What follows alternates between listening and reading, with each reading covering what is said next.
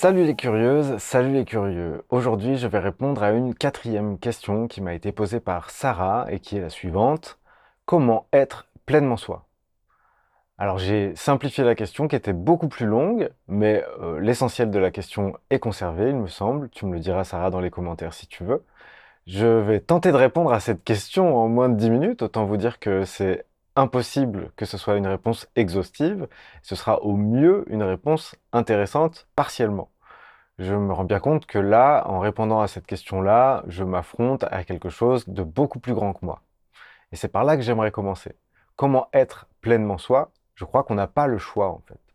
On est pleinement soi, tout le temps. Et c'est juste plus ou moins confortable d'être pleinement soi. À des moments particuliers, on va se trouver complètement en inadéquation avec le regard qu'on porte sur soi et on aura l'impression de ne pas être pleinement soi. Si je ne me sens pas pleinement moi, qui est-ce qui ressent ça? C'est la dissonance entre mon plein et l'endroit où je me pose la question. Mais mon plein existe toujours, je suis juste moins connecté. Et il existe une dissonance entre l'endroit d'où je me pose cette question et le reste de qui je suis, qui est infini en fait, quelque part. C'est-à-dire que la souveraineté délimite un territoire parce qu'on rencontre d'autres humains. Donc évidemment, je suis souverain à l'endroit où je suis moi, jusqu'au moment où, dans la relation à l'autre, je vais respecter l'autre dans sa souveraineté. Donc en fait, ma souveraineté, c'est le moment où je ne fais pas d'ingérence dans le monde souverain de la personne en face de moi. Mais il n'y a pas de limite, il n'y a pas de mesure possible de l'étendue de ce soi, de ce moi, de, de tout ce qui constitue qui je suis. Je suis juge et partie à l'intérieur de ce fonctionnement.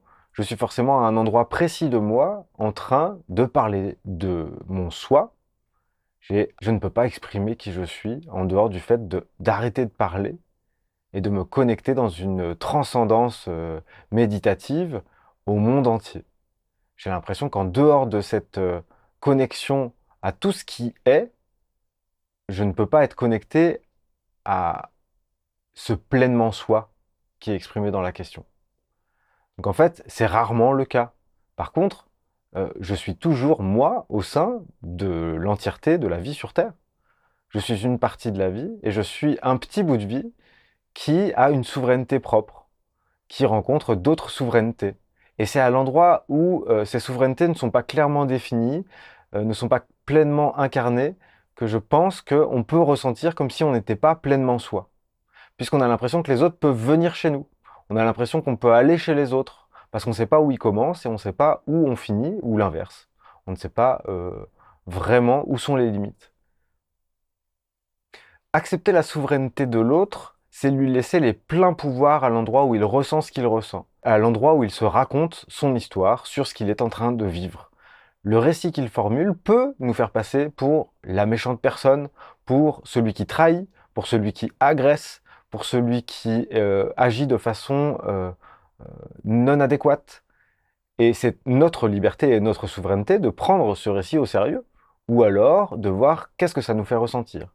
Pour moi, en tout cas, là où je me sens le plus apaisé, c'est l'endroit où je considère que ce qui m'appartient, c'est ce que je ressens face à une situation. Donc être pleinement moi, c'est accepter d'être souverain de tout ce que je ressens, de tout ce que je vis et de tout ce que ça me fait ressentir en permanence. Et laisser la souveraineté aux autres, c'est leur laisser leur puissance à l'endroit où ce qu'ils ressentent leur appartient et appartient au récit qu'ils se racontent. Donc, cela délimite pour moi les territoires qui font que je suis pleinement moi à l'endroit où il y a un autre. Puisque dès qu'un autre arrive, c'est là où on ne sait plus si on est pleinement soi, puisqu'on a l'impression de masquer une partie de ce qu'on voudrait dire. Mais est-ce qu'on est moins soi à l'endroit où on se censure pour ne pas provoquer un conflit parce qu'on a peur des conflits? Je pense qu'on est pleinement soi dans une complexité qui nous échappe. Et que accepter le fait que ça nous échappe, c'est se brancher sur le fait qu'on est toujours pleinement soi. Qu'on le veuille ou non, qu'on en ait l'impression ou pas.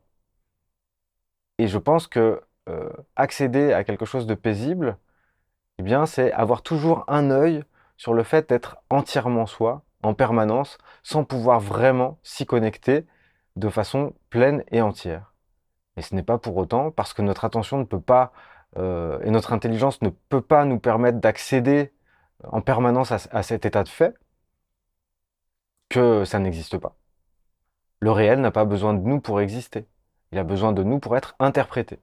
De la même façon que j'ai besoin d'utiliser des mots pour m'adresser à vous, mais que ces mots ne sont qu'une évocation de ce que je suis en train de faire passer par un autre moyen. Et je sais que ça parlera différemment à chacun d'entre vous. Et vous êtes pleinement vous-même à l'endroit où vous trouvez ça insupportable, où vous trouvez ça incompréhensible, où vous trouvez ça parfaitement intelligible, où vous trouvez ça très juste, où vous trouvez ça anecdotique, ou je sais pas moi, prise de tête, ou je sais pas quoi.